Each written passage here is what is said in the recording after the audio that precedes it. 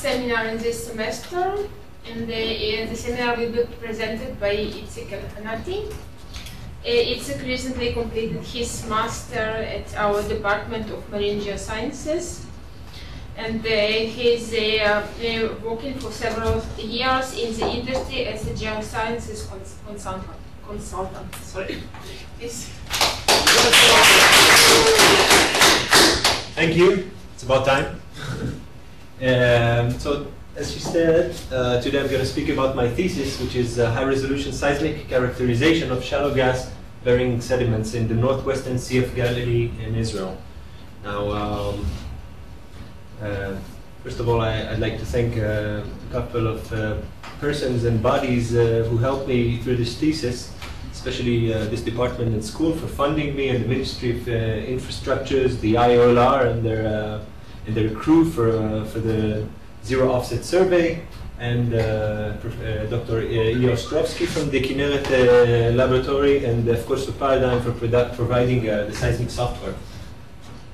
Now, in general, what I basically did is actually taking zero offset survey and combining it with a special apparatus we've devised to record the wide-angle data. All in all, at the end, we managed to actually seismically characterize the gas-bearing layer through non-invasive methods, which are never done before in the Sea of Galilee. Okay, let's start talking about shallow gas. Shallow gas is a wide occurrence throughout the world. It's especially in continental shelves and in inland stratified lakes. And it is important to investigate it and quantify it because it has an effect on atmospheric greenhouse gases. The release of them, of methane and CO2, is important to the whole carbon cycle within the greenhouse gases. Now, more extreme cases that we need to learn about stratified lakes with gas. For example, in Cameroon in 1986, there were more than 1,800 people killed from a sudden CO2 release from this lake. So, another important reason to study this phenomenon. Now, why should we use seismic characterization, especially high resolution? First of all, it's a non-invasive method. In a non-invasive method, we do not disrupt the sediment, and in this method, we can actually learn about the gas content without disrupting it and getting the original data without disrupting it.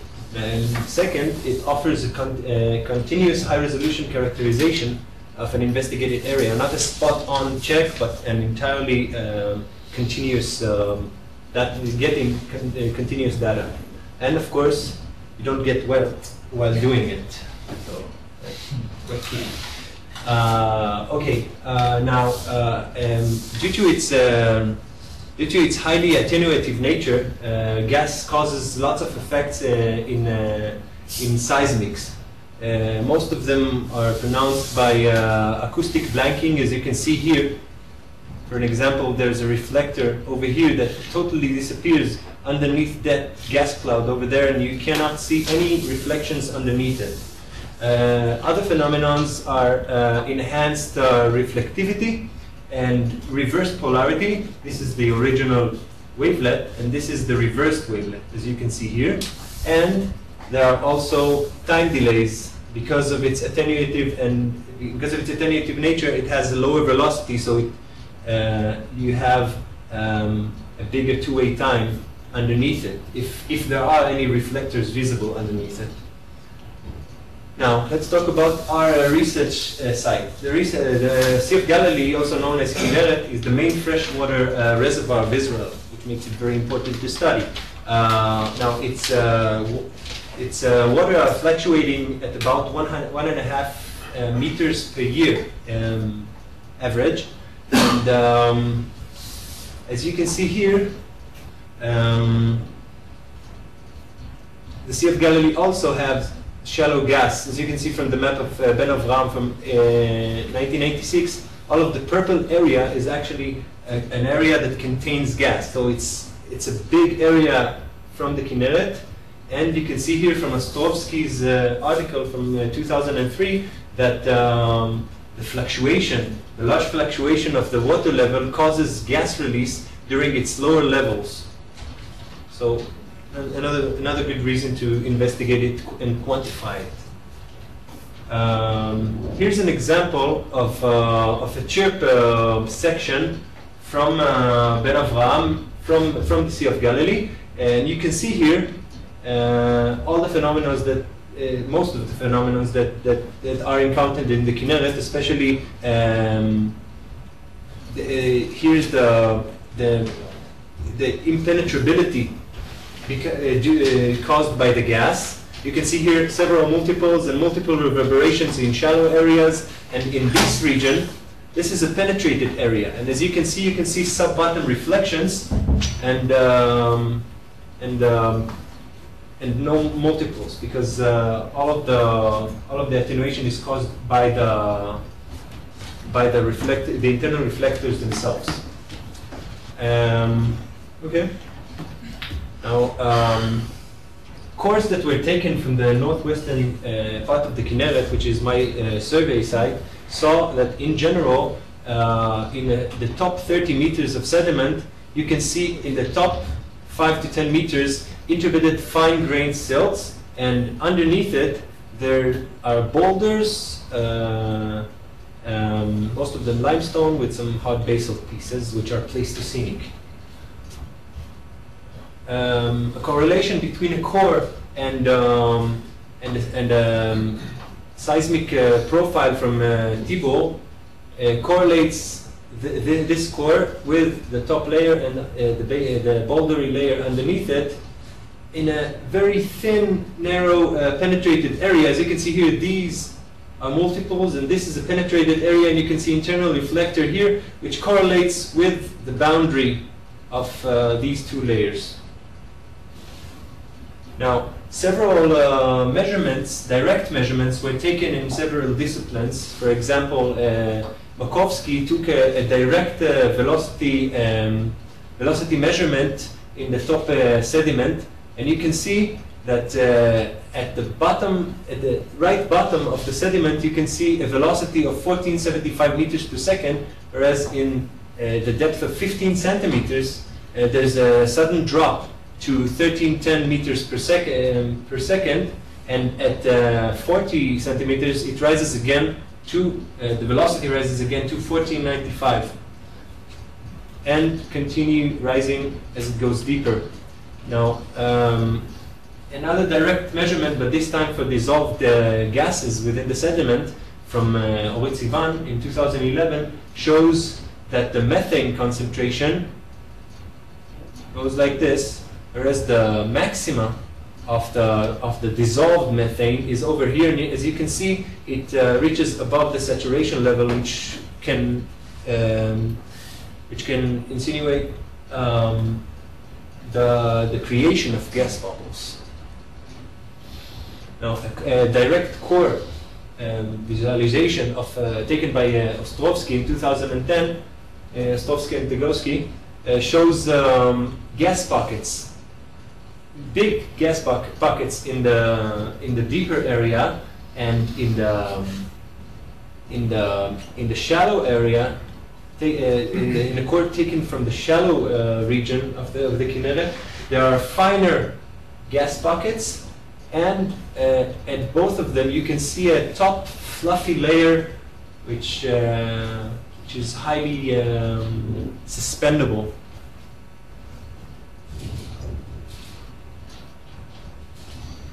Okay, so what we did in our data acquisition is take a regular zero offset Sparker survey, which records zero offset data.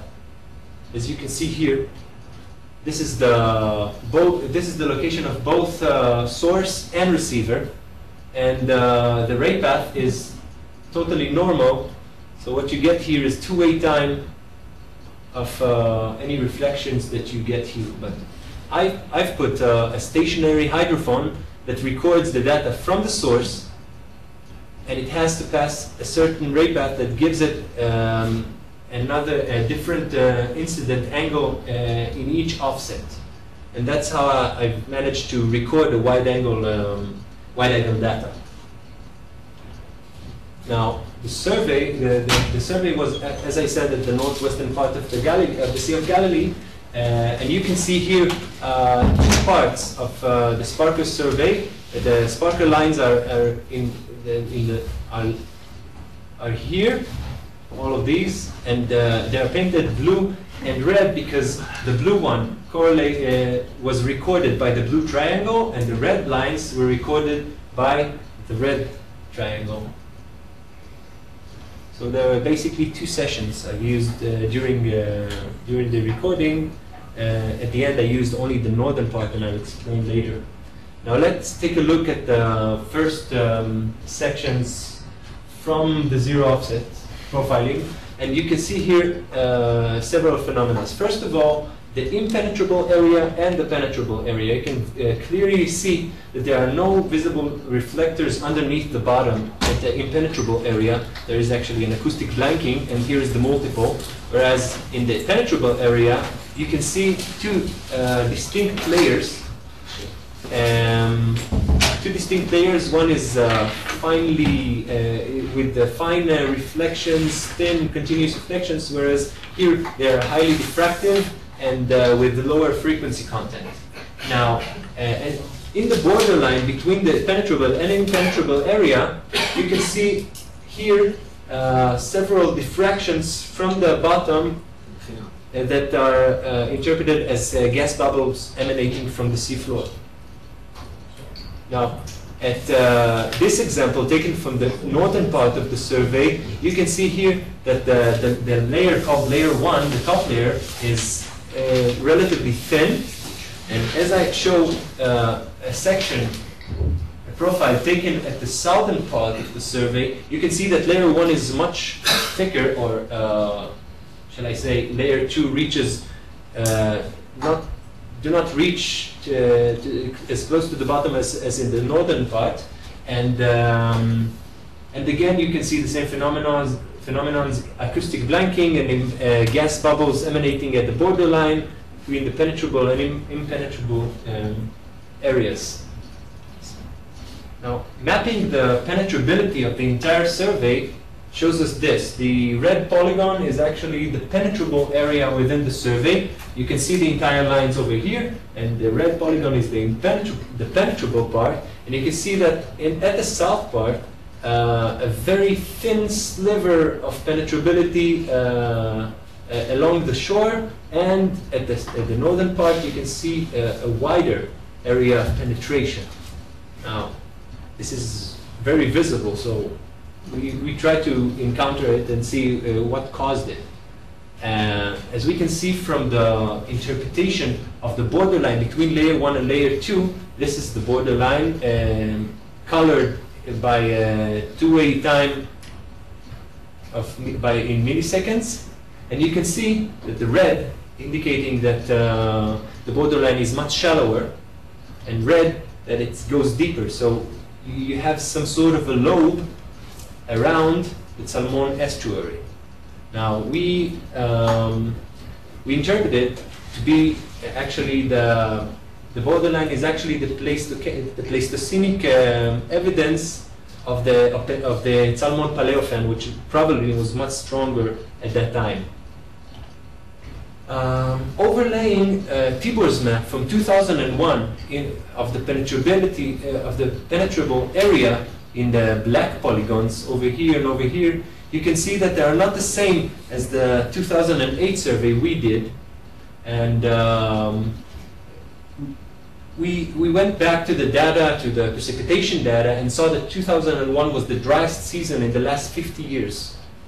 And that's the exact same time when Tibor was taking this data. So the penetration area was probably governed by gas advection by groundwater or bottom flow, which disrupts the stability of the gas bubbles in the bottom and releases them, and therefore we have a wider penetration area in our times, or in 2008, and in 2001 there was not too much runoff from the river, from the stream. That's why it wasn't disrupted, and that's why it was still impenetrable.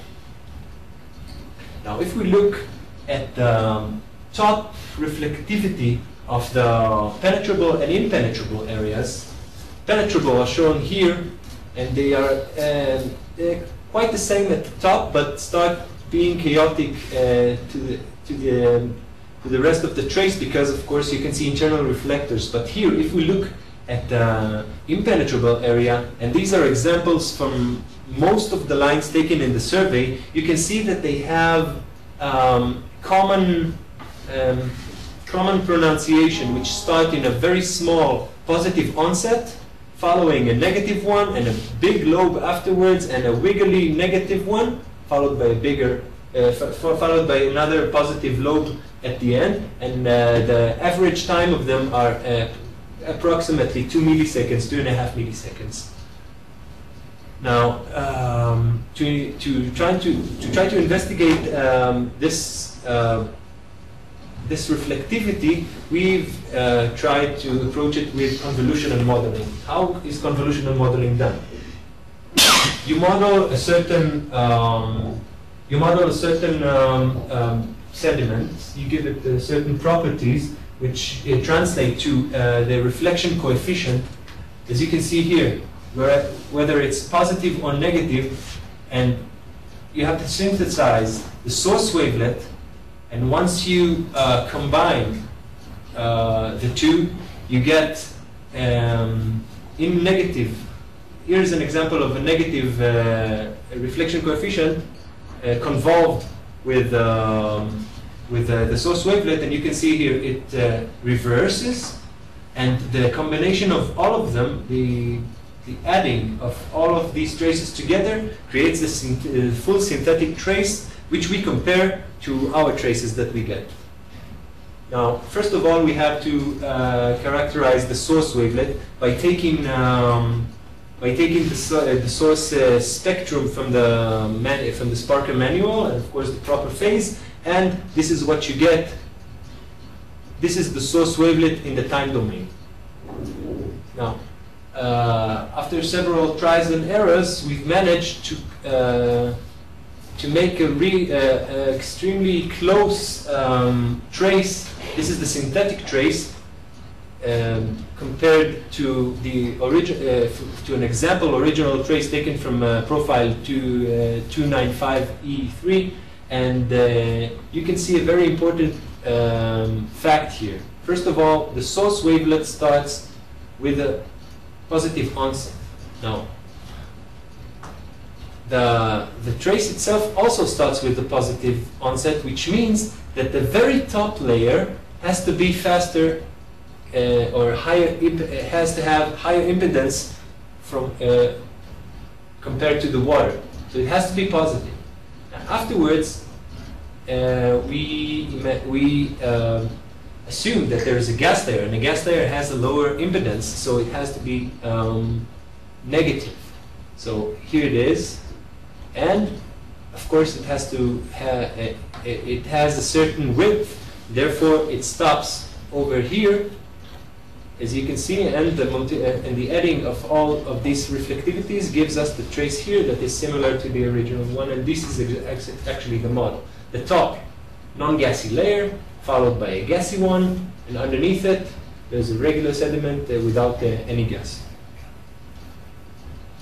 Now, if we take the recordings of the stationary hydrophone that recorded the wide-angle data, you see here we've recorded at 2 spots. First of all, the first spot was a recording at the actual source of the Sparker. We actually recorded the generator. This is the generator, pulses every about half a second. Now, we had to clean it to get the proper impulse in order to get the actual 0 time, the start of the trace. And this is after the cleaning of the original recording, and this is compared to the data recorded from the hydrophone. So, for example, if the trace starts here, so it actually starts from here. So we had to break down all the continuous recording into several traces and put it in a segway format. And this is how we got this. This is after we've converted it to segway, and this is how profile 297E looks like from a wide angle point of view. As you can see here, this is an example of a boat passing from afar. That's why we have a longer travel time, and it reduces as it comes close to the hydrophone. And this is the closest point to the hydrophone, and then it goes away from the hydrophone. That's why we have this hyperbole. Now, if we interpret the phases coming, as we can see here, the interpretation of them are these. If we see the corresponding ray diagram, you can see here that the red one is the direct ray that comes from the source to the receiver. The green one is the bottom reflection. The blue one is the ghost coming back from the water, and the yellow one is the multiple traveling twice and then meeting the hydrophone. Now, in order to examine the data, we had to use linear move-out, so we could see finer details in the gather. As you can see here, there are several changes in the slopes. So we interpret them. I'll explain later how we interpret them. But first, you can see here definitely changes in the slopes where you can't see here when it shows like this. Okay. We decided to model, to make a travel time model for both reflection and refractions that were recorded. Now, we assumed a flat bottom that is dipping at a certain angle. As you can see here, this angle is the orientation of the slope, and this angle is the dip angle. And you can see a surface, a source coming from the surface, meeting the bottom, and then recorded at the receiver, which is submersed 5 meters below the surface. And these are the calculations for the image point of the receiver. That way we could actually calculate the travel path, and therefore the travel time of the reflection. As for refractions, we assumed two scenarios. First of all, the first scenario is an impenetrable area when we have water, and then underneath we have sediment with a higher velocity than the water. That way, if we look at the refraction plane or the refraction ray path, you can see it's on a plane that is perpendicular to the floor. It has to be. That's the shortest way to travel. And that way, we could simplify it by this diagram and calculate the travel path and therefore the travel time according to it. At the second model, we assumed lower velocity at the bottom, and underneath it, a higher velocity. So the ray path actually diffracts downwards in a lower velocity layer, and then refracts along the higher velocity interface, and then comes back to the receiver. And this was our model for the travel time refraction model for both scenarios. Now, we discovered that in changing different parameters, the most influential parameters here were the water velocity, and the layer, and of course the layer velocity, whether it's in the impenetrable area, and in the impenetrable area, it's beneath the lower velocity layer. So in in a residual analysis of both penetrable and impenetrable areas, we managed to constrain both velocities of water and sub-bottom velocity. Here is in the penetrable area, and here is in the impenetrable area. You can see in the blue spots in the residual analysis. And here they are overlain on the original data. As you can see here, the yellow is this the reflection from the impenetrable area. The purple is the reflection from the penetrable area. The magenta here, I don't know if you see it, the cyan here is the refraction from the impenetrable area, the refraction emanating from underneath the gas. So we have data of velocities underneath the gas, and in the blue model is the refraction at the penetrable area. As you can see, it sits quite nicely on the data itself. Here's the refraction, here's the reflection, the second reflection, and the refraction. Now, what do we have so far? We've managed to constrain 4 velocities, and from the convolutional model, we managed to constrain the reflection coefficient ratios between each other. So we have the velocities of water in penetrable and impenetrable, and as you can see, the impenetrable area has water with lower velocity. Why? We assume that the bubbles emanating from the bottom actually disrupts the ray path and slows it down. So we have a lower velocity in the impenetrable area, especially where gas bubbles are emanating. In average, and the penetrable area, we have a reasonable velocity of 1498 meters per second. As for the ratios, they are here. What's missing for the characterization of the gas bubbles layer is the reflected coefficient actual values, absolute values, the gassy layer seismic velocity, and the gas fraction within this layer. So what we did is combine several equations to help us solve this problem. Now you have the Zopritz equations, which calculate the reflection coefficient using the impedance, or which is the multiplication of the seismic velocity and the density of the layer.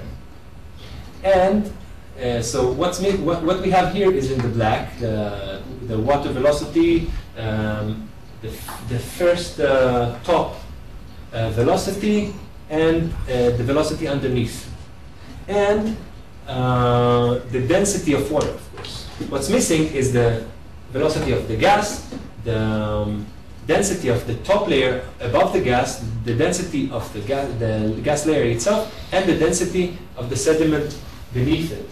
Now, another equation of Anderson and Hampton, followed by Gassman's equations for both rigid and non-rigid sediments, extricate the effective density of a certain sediment, controlled by, of course, the void fraction of gas if there is gas, and the porosity, the average porosity of the sediment, and bulk modulus. Here's the bulk modulus equation, and at the end we can put it here to get an effective velocity of each layer. Now, combining this and gathering information from several articles to get more missing parameters that we could use for calculating what's missing. With those, as you can see here, this is the rigidity modulus, the velocity of gas as it is, free gas, and all the densities calculated at several calculators and taken from articles, as you can see here. Now, porosity was measured, porosity of the sediment at this area was measured to be 74%. Now, we made a diagram showing the dependability of the velocity of the gas layer governed by the gas fraction itself. we got this from those equations, and by keeping the numbers on this slope and keeping the reflectivity ratios that we found in the convolutional model and applying it all on the equations mentioned here, we've managed to constrain at the end these numbers. The reflection coefficient between the water and the bottom, the reflection coefficient of the borderline between the top layer and the gassy layer, and the reflection coefficient between the gassy layer and the layer underneath. We got the top layer above the gas, which was the fluffy one, the more easily suspended, to be 87%. The velocity of the gas-bearing layer was 735 meters per second, and the void fraction was 0.026% of gas from the entire bulk sediment. This is a simplification of what we found here in the penetrable area. You can see top 15 centimeters of this highly porous sediment, and at the impenetrable area, it is followed by approximately 22 centimeters thick gaseous layer, which has a void fraction of 0.026, and that's it, followed by the regular sediment ungaseous. And of course, we assumed in our models, in this model, we assumed the rigid sediment, and at this, because of the gas content here, we assumed for this region to have it was not rigid. There were two calculations for rigid and non-rigid according to Anderson and Hampton, and we used them accordingly. Now, at the end, okay, let's drop it off. Don't need it of it. Okay, so first of all, we've managed to make a successful feasibility test that combines acquisition and analysis of high-resolution single-channel along with wide-angle data, and managed to constrain information from the gaseous layer in a non-invasive manner,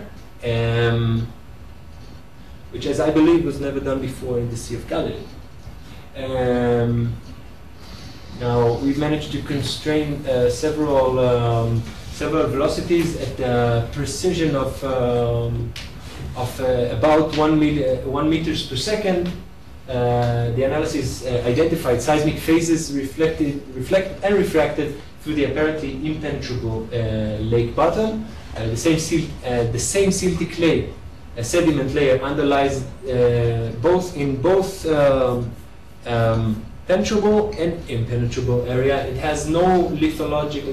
They have basically no lithological changes beside the fact that the gaseous layer contains a certain void fraction of gas. So there is no significant lithological difference between them. And of course, we managed to constrain thicknesses of the gas-bearing layer, and we found evidence of the pleistocenic fan of the Salmon drainage, and we concluded that the highly penetrable area in this area is caused by the advection of gas by groundwater or bottom flow.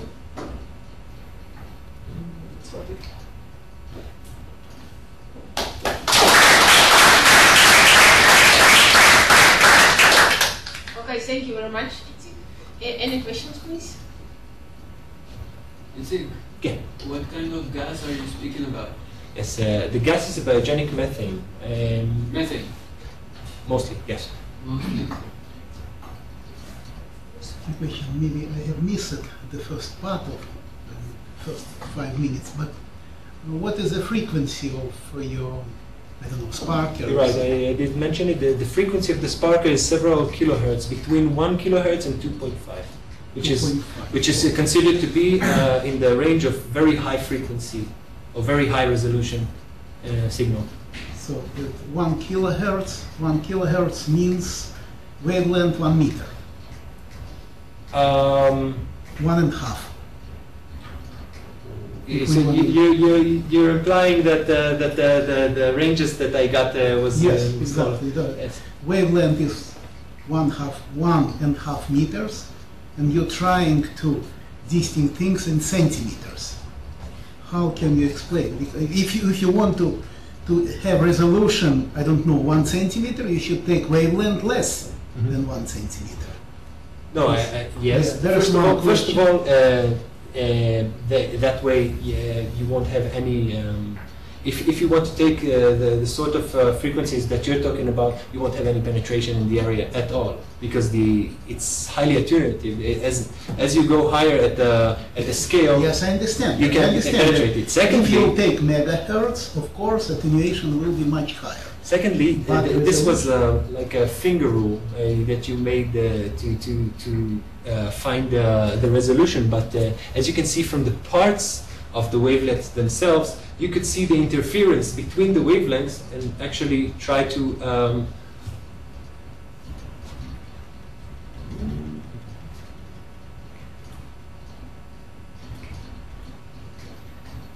now this entire wiggle is yes, is a 2 millisecond in time. Now, how much depth do you think it contains in it? Don't forget that it is a two-way time. I understand, but but look how much information there is in here compared to yes, the original. Of course, I understand, but there is absolutely natural question: how you can get resolution in centimeter using wavelength 1 meter? There is a question. Okay, there is maybe you're right. Oh, hold that thought. I have an answer for that. Yeah, That wasn't only taken from this. It was taken also from the wide-angle data. The wide-angle data gave us further offsets, which allowed us to see continuous refractions and give us higher frequencies. Okay, next question. I see that your modeling supposes sound speed in water, I don't remember, 1098, and in the sediment red line, 1005 or 1505, something like this. Yes. Difference in sound speed about 5 meters per second. At the same time, we know that temperature of water is inhomogeneous. For example, jump in temperature, especially in summer, in Canary, can be, I don't know, 20 degrees. Or 50 degrees. It gives jump in sound speed about 15-30 meters per second, much higher than all difference that you took into account. And you did not take into account. Your supposition is that sound speed in water is constant. But it's thermocline and many things. I see that in your interpretation, you did not take into account. You consider reflection coefficient for plane waves, what is not plane wave, etc., etc. So my question is that it seems to me that your interpretation is too idealized. Well, it's far from reality. Unfortunately, I didn't put it on the.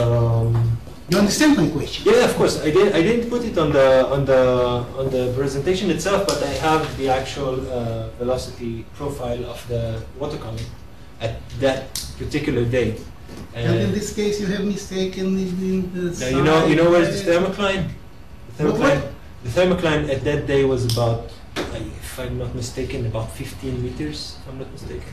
In any case, it's bigger than the jump in temperature in sound speed between water layer and your sound speed. We're talking about depth of less than 10 meters here. Okay. We're talking about depths that less than 10 meters here, whereas the thermocline at that point of time of year was below 15 meters. That was the thermocline. So what we see here is a relatively homogeneous velocity-wise profile at that depth. I mean, above the 15-meter thermocline. These are actually Your hydrophone, you told 5 meters. 5 meters. Just was in the mid. Just in thermocline layer. Not It's just inside of thermocline layer, maybe even higher. higher. Yeah, maybe even higher. It means that you have significant refraction, especially using kilohertz sound. So rays are not like you demonstrated, right? They are. You know what? So, That's but maybe Mhm. I understand that it's comparatively precise thing, but if you consider so small difference in sound speed, in layers, etc., it seems to me that you must take into account these effects of vertical changes in the vertical variation of sound speed, maybe not only vertical, but in horizontal. What is distance between source receiver? In your diagram, there is no. Yeah, here is. Wait, just here. No. Yeah, here, you see here. You see what these? is These are in meters. Offset. It's difference between source and receiver. Mhm. It's 500 meters. 500. 500 meters. Depth of 10 chimera meters. is 40 meters about. So you have comparatively long, distance 10 times bigger than thickness. Mhm. It means that multiple reflection also can give some contribution. And if you have some thermocline, it means that sound propagation will have much more complex character You can see than the you took in your model. Of course, your model, how to say, can be applied, but for much, how to say, lower accuracy, like estimation. Mhm. But you are claiming on the resolution in centimeters. It looks very, how to say, bigger than your accuracy. It's higher than your accuracy.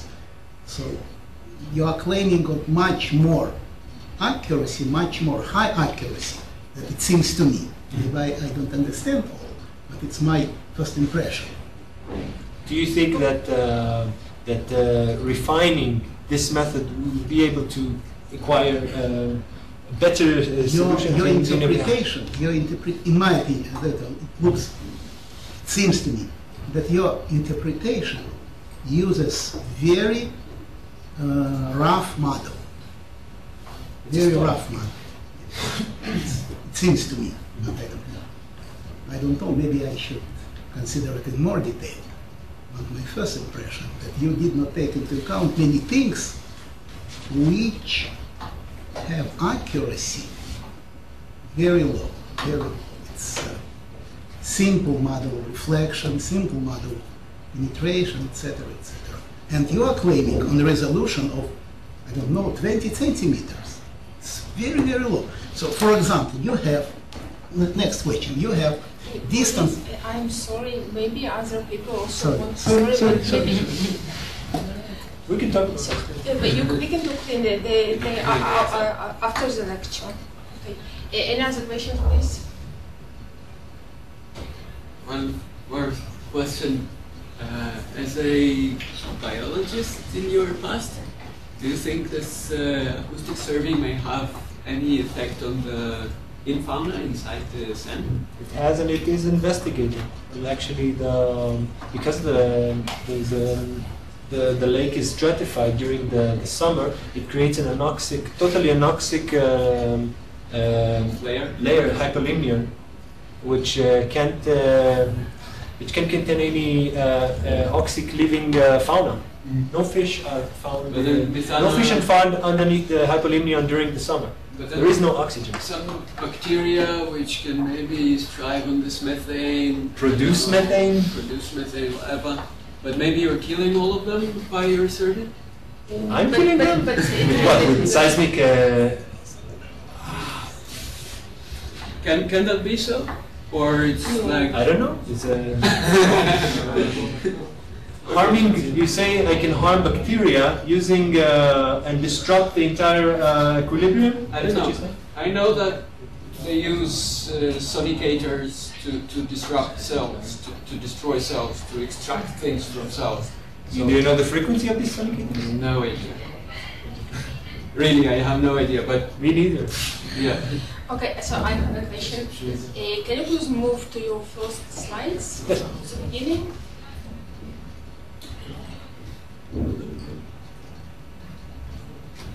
Let me go in. Yeah. Yeah. This one. No, I think it's very quickly a graph of the chapter of the oxidation. Yes. Yeah. Okay. Yeah, and there was also some picture about two gas layers. As I understand, I just don't see. Two different gas layers? Yes. No? Yeah, because I see here is oxidation, which is the ferrous induced. Yes. And in the upper layers is the sulfate, right? Yes, this is formally known. This phenomenon is formally known, but Sivan actually defined the lower boundary of the methane caused by anaerobic oxidation of methane, which is iron driven. Yeah, but this is just I'm curious about that. So, and you had them thermogenesis at about 20 to 15 centimeters. At a regular, the ideal state, you'd expect the methane genesis to be even deeper, much deeper, to be continuous, just as you go deep, because it has an oxygen. Yeah, because it seems to me that I saw just like shallow gas layer, and then some meters below in your picture probably. That was a different. That was much deeper than the gas layer. The gas layer was extremely shallow. We're talking about several meters underneath. Yeah, this is what I mean. And this is probably the lower part, is the oxidation part of the lower gas. We're talking layer. about several centimeters, tens of centimeters here, and that other layer that we talked about, the bouldery layer, Yes. was 5 meters, 10 meters. Okay. So it's much deeper. Okay, but it should have the methane to oxidize. Ah, So you mean should giving be it some metrics? methane which is oxidized. Okay, so I just thought probably they are connected the lower layer at 5 meters, which can be oxidized in about 30 centimeters, and the upper one, which is oxidized at 5 centimeters. Okay, this is my personal interest. Okay, thank you very much. Any other question, please? Okay, thank you.